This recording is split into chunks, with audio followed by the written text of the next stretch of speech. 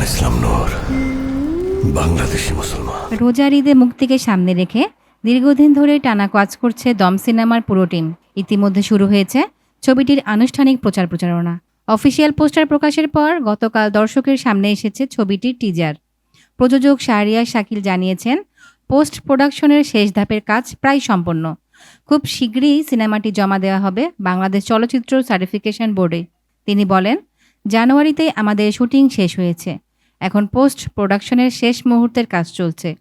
সবকিছু ঠিকঠাক থাকলে এই সপ্তাহেই সিনেমাটি সার্টিফিকেশন বোর্ডে জমা দেওয়ার পরিকল্পনা রয়েছে। বলা যায়, মুক্তির জন্য দম প্রায় প্রস্তুত। সিনেমাটি পরিচালনা করছেন নির্মাতা রেদওয়ান রনি। প্রায় এক দশক পর এই ছবির মাধ্যমেই আবার বড় পর্দায় ফিরছেন তিনি। ছবির কেন্দ্রীয় চরিত্রে অভিনয় করেছেন আফরান নিশো। এছাড়াও গুরুত্বপূর্ণ চরিত্রে রয়েছেন চঞ্চল চৌধুরী ও পূজা চেরি। সম্প্রতি প্রকাশিত 54 সেকেন্ডের টিজারে ফুটে উঠেছে উদ্বেগ, নির্যাতন ও বেঁচে থাকা সংগ্রামের এক ভিন্ন বাস্তবতা।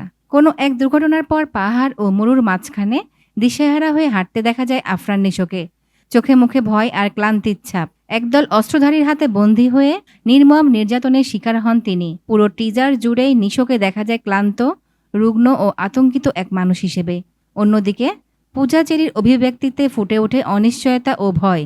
আর চঞ্চল চৌধুরীকেও দেখা যায় বন্দি অবস্থায়। টিজারের শেষ মুহূর্তে নিশোর কণ্ঠে শোনা যায় একটি সংলাপ, আমি শাহজাহান ইসলাম নূর, বাংলাদেশি মুসলমান, মনে রাখো। মনে রাখো। সিনেমাটির প্রচারণা নিয়ে প্রযোজক শাহরিয়ার শাকিল বলেন, বাংলা সিনেমা যে ধীরে ধীরে এগিয়ে যাচ্ছে, দমের ফার্স্ট লুক দেখেই হয়তো দর্শকরা তা বুঝতে পেরেছেন। আমরা বিশ্বাস করি এই সিনেমায় ভিজুয়াল ও গল্প বাংলাদেশের সিনেমায় নতুন মাত্রা যোগ করবে। ঈদে বড় পর্দায় দর্শকদের জন্য ভিন্ন স্বাদের অভিজ্ঞতা নিয়ে হাজির হতে যাচ্ছে দম। এমনটাই আশা করছেন এর নির্মাতা ও কলাকুশলীরা। Dalia Parvin, enter TV.